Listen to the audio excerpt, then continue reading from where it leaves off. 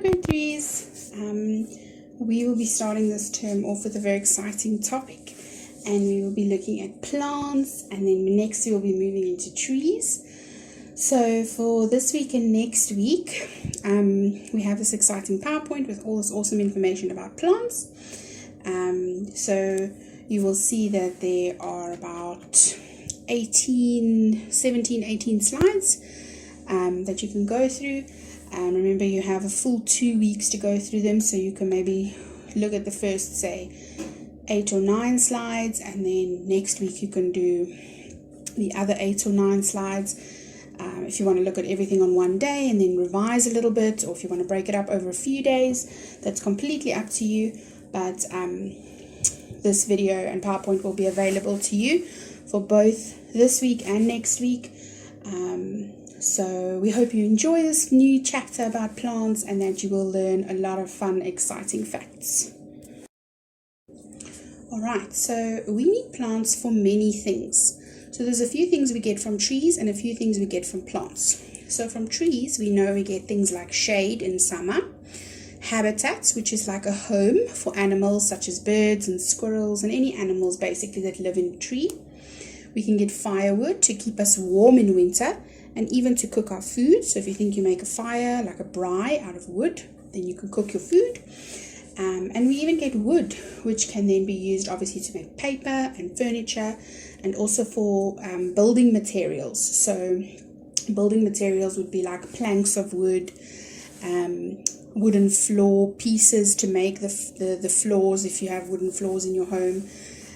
So we get building materials, things to build with for our homes. And then plants with flowers obviously firstly make our gardens very beautiful. So it's always lovely to have beautiful plants with flowers in our garden. They also, if you have these beautiful plants in your garden, they attract insects, which are very important, such as bees and so on, for pollination. And then we've also got plants that give us food. So if you think about on a farmer will plant wheat fields, basically hundreds and hundreds of rows of wheat, which will then be ground into a flour and can then be used to make bread and many other things that we can eat. And then we also eat fruits and vegetables every day, and all of these things come from plants. So we know that plants are necessary on earth, but the most important question is, why are they so important? So plants are important because they make their own food. So they don't need to be given food like us and animals. They make their own food, and by doing that, they actually provide or give food to us and animals. So we need plants to be able to survive, because we can't make our own food like what the plants use to make their food to grow. We can't do that. We need to eat things to be able to grow and to survive. So what similarities are there between plants and animals? Similarities means what is the same. So just like animals, plants can also breathe, they reproduce, in other words, they become more, and they can grow. And the difference between plants and animals is that plants grow throughout their lives. So plants never stop growing. And we can see that the grass is always growing. The plants become bigger, they become bigger trees with more leaves, more branches. So plants never stop growing, whereas people and animals eventually stop growing. And some other very important uses that we have for plants is we can get clothing. So from the cotton plant, you can get cotton strands that they can then create cotton with, and they can make clothing from that. Fuel. Many very clever scientists and people are thinking of creative ways to use plants rather instead of the petrol that we know and the diesel, because it's not good for our environment. So if we can use plants, it's a more natural form of fuel. And then a lot of plants can be used for medicine as well. So a plant is made of many different parts, okay? And each part of the plant has a specific job. And the word we use is that it has a function, something it does. So when we start at the bottom and we look at the roots that grow under the soil, they absorb. So it's almost like they suck up the minerals, which is like all the good things in the soil, the nutrients, and the water from the soil, so from the ground that they are in. It's almost like they're like little straws. The stem, which is the long middle part, holds the plant upright, so it keeps the plant standing nice and straight, almost like your spine that keeps you nice and straight, and transports the minerals, nutrients, and water to the rest of the plant. So it almost acts like a highway, like the road. The straws, which is the roots there at the bottom, suck it all up, and then the stem acts like the road that the minerals and nutrients and water and all the good things can move along to get to the rest of the plant. And then you've got the leaves, and they make food for the plant, and they release oxygen into the air. So the leaves are very important because this is how the plant survives, makes food for itself, and this is where the oxygen is released into the atmosphere or into the air by the plants. And when this happens, when the plants make their own food and release oxygen, we call this something very special, photosynthesis. And we'll be learning a lot about this. I know it's a big word, but you can practice saying photosynthesis. And there's a lot of information coming to explain. And then the last part is the flower. And the flower's main job, although they're very beautiful, they're actually there to make new seeds. So once the flower dies, those seeds can then be scattered and new plants can grow. All right, so let's look at some interesting facts about plants. So these are just some fun things. You don't have to necessarily learn all of this right now. We will learn it a bit later. But for now, you can just listen to these exciting, interesting facts and see if you can remember them.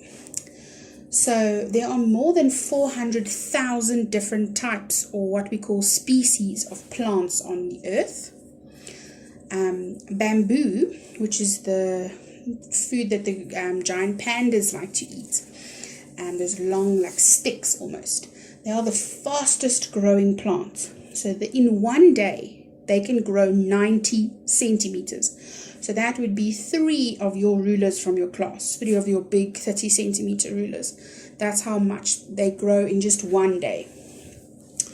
The tallest tree in Africa is the Eucalyptus saligna that grows in Limpopo. So they get really, really big. When we're in class, we can maybe Google and have a look at these types of trees and how big they actually get. They're very, very big. The smallest plant is known as algae. Now, algae sometimes grows if you have like a fish tank or a fish pond or a swimming pool or a water fountain. You'll see it's like a green, slimy plant that grows in the water along the sides of the fish bowl or water fountain or whatever you've got. And they are so small that we can actually only see them under a microscope. Now, a microscope is a special machine that scientists and people in the laboratories use. And it basically is like a giant magnet. Well, not giant, it's actually quite small, but it magnifies. In other words, it makes the small little plant much bigger for us to be able to see, because we can't see it just by looking at it. We need to zoom in on it. Trees that keep their leaves throughout the year. In other words, their leaves don't fall off like in winter time. Sometimes if you look outside now, there's some trees that are bare, that just have branches, no leaves. But there are some trees that keep their leaves. In other words, their leaves are on them all year long and they're always green. We call those trees evergreen trees. And the trees that lose their leaves when their leaves fall off and they become bare during winter are what we call deciduous trees. Every year, as a tree grows bigger, a new growth ring forms inside the trunk. And if you count these rings, you can tell how old the tree is. So if you've ever seen a tree that's been cut down and you look down at the stump that's left, it's almost like someone took a pencil and drew a big spiral of lots of little rings inside. Now, each year, a new ring grows on that trunk of the tree. So if you have to chop it and look down at it, you can see all those rings. And if you count each one of those little rings, then you will be able to tell how old a tree is. Some plants are carnivores, as they catch insects for food. Their bright colors and odors, in other words, their nice smell, attracts, it lures the insects in. and that is how it catches them. So I'm sure you've all seen those plants, maybe at plant places or even on the like nature channels. They sometimes have those plants. I know the Venus flytrap is one, and it like opens, and as soon as something lands in there, it shuts closed and catches it. Some plants can be used as medication, so for medicines, to treat illnesses. A person who specializes in healing with plants, so someone who uses plants to make medicine, is called a homeopath. Okay, so all plants have leaves, okay? And now these leaves can have different shapes. And if you look on the edges, on the sides of the leaves, they all look a little bit different. So some of the sides or edges can be like a saw, so we call it saw-like edges, or corrugated, or smooth. They have no little pointy bits. Leaves have veins. Those are those little things. If you put the leaf up in the sunlight, it looks like hands inside. Those are veins. And when they run side by side, we call them parallel veins. Or the leaves are then parallel because they have the veins that run side by side. Remember, parallel is like a railway track. They run next to each other. They don't touch.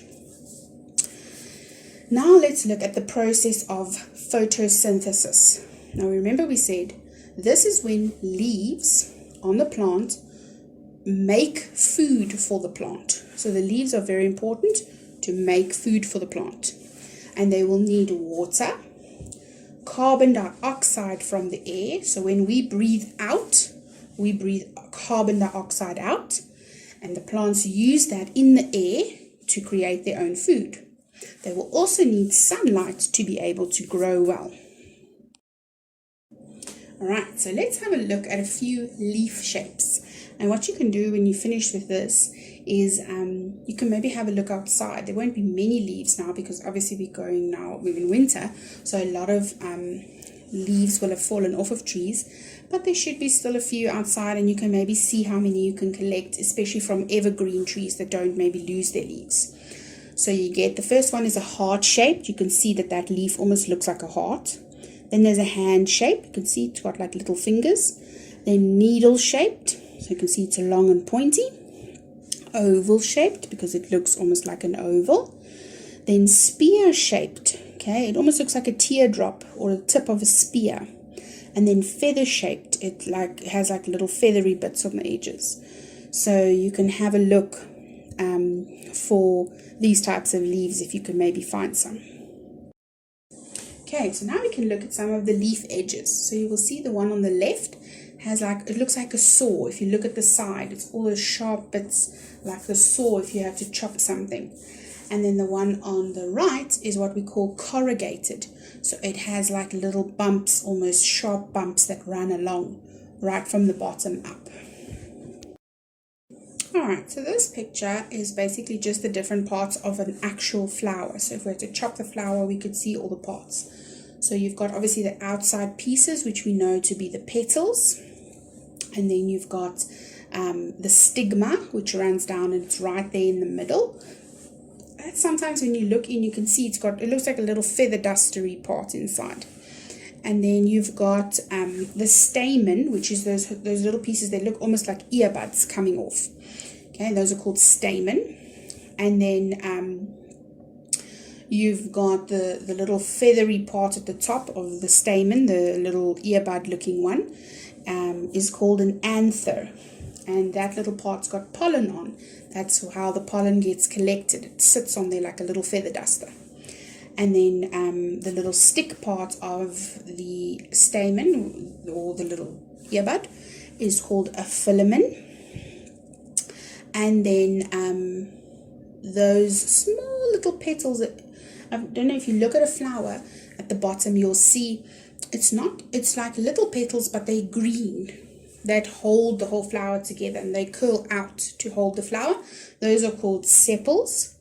And then inside our stigma there in the middle, we've got the little egg and an ovule and an ovary, which is basically just a fancy way to say that is where the new little plant lives. For remember we said when the flowers die, then that part inside there becomes the seed for a new plant to grow. So So those are the most important parts of the flower for you to know.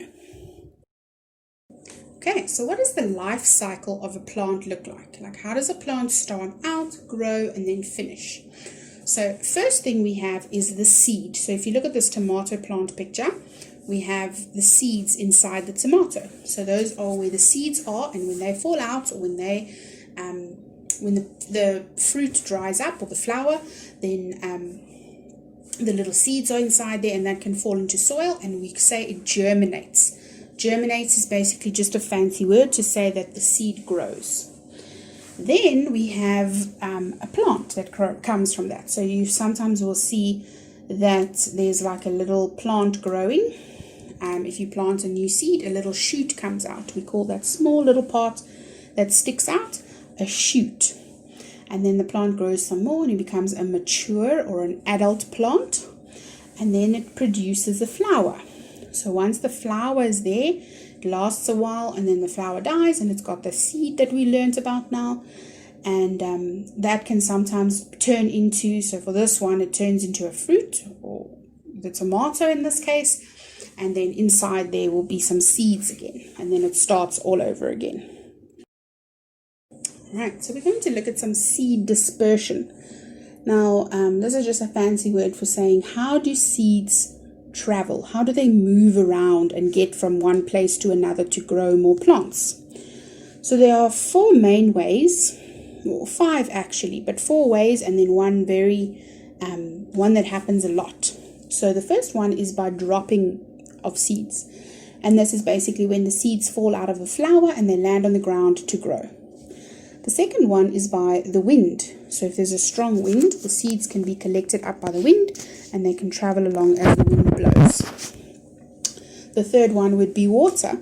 So when seeds land, like if it's rained and the seeds have landed in the rainwater and the rainwater flows away, like for example down the road or down the driveway, then some little seeds could be caught in that water and they move along to other soil. And the fourth way is by animals. So some animals can spread them when they carry them. So if you think little ants and so on move around with the seeds and they carry them, and then sometimes they drop them, or a few seeds spill out, then they land on the soil and they can grow there. That's how they spread. But the most frequent, in other words, the one that happens the most when it comes to spreading of seeds, seed dispersion, is when a bird eats a fruit and drops the seeds somewhere else. So birds are obviously eating little seeds here, little fruits there, all over the place. And as they fly around and move, the seeds drop all over, and that is how the seeds are then spread. Alright, so let's have a look at the process of photosynthesis by looking at this picture. So the first thing we have is light energy. Okay, and that is basically the sun has light and energy that comes into a plant. The next thing the plant needs is carbon dioxide that's coming in there from the side, and they use that is what we breathe out, and it is already available in the air. Okay, then from the bottom, the straw and the roots that we spoke about, that is where the water and vitamins and minerals and things like that are in there, nutrients. And then as you can see, coming out of the plant would be then oxygen, which is very important for us to obviously be able to breathe. So that is the main process of photosynthesis. You can also click on the link. There's a little song about photosynthesis, which is a fun way just to revise and go over this process of how plants make their own food and how they make oxygen. So you can click on the link if you're watching the PowerPoint, and if you are watching the YouTube video, it will be in the description box below. Right, so for this slide or this part of the video, you can, if you're watching the video, you can just pause it when we're done explaining, and then you can do this activity. So basically this is focusing on the parts of a plant. So you'll see there's a little plant picture, and there are 1, 2, 3, 4, 5 little lines that label different parts of the flower or the plant. So you need to look at these words here on the side. They're all jumbled up. You can have a look at them, try and figure out what they are by unjumbling them, and then put them in the right place on the flower. And then if you're watching the PowerPoint, you can go to the next slide when you're done to check your answers. Otherwise, you can just pause the video, complete the activity, and then go to the next slide. Alright, so let's have a look at the parts of a plant that you should have filled in. So obviously the first part there at the top would be the flower. The little bulb there at the bottom would be the seed. Then we would have a leaf, the stem, and the roots. So I'm pretty sure this was an easy activity and that you are able to label the parts of a plant. Alright, so let's learn some more about photosynthesis, because this is a very important part of why plants are so important. So we know that a plant is rooted in the ground and that it has to make its own food. Plants can't move around and go to the fridge like us to get food. Okay, so where they are, they need to be able to grow. So they need a few things to be able to do this process called photosynthesis, where they make their own food for themselves to be able to grow, and they make oxygen. Now there's 4 main things that plants need to do this. So the first one is sunlight. So remember we saw on that picture, the sunlight gives light and energy, or what we call light energy, to the plant to use for photosynthesis. Then carbon dioxide, which they take out of the air and it goes through the leaves into the plant, is the second ingredient, I guess you could say, for photosynthesis. Then they need water, which they use their roots to suck up out of the soil. And the last thing they need is something called chlorophyll. Now chlorophyll are little things inside the leaves that change the light energy, so what they're getting from the sun. It uses all of these things like a giant oven and mixes them together to make food for the plant. Okay, and it happens inside the chlorophyll. And chlorophyll are basically little things inside of the leaves, and they give the leaves their green color. And that is what it means when it says chlorophyll is the green pigment found in most plants. Green pigment means the color, the green color. So it's because of the chlorophyll in all the leaves, lots and lots of chlorophyll, that create that green color.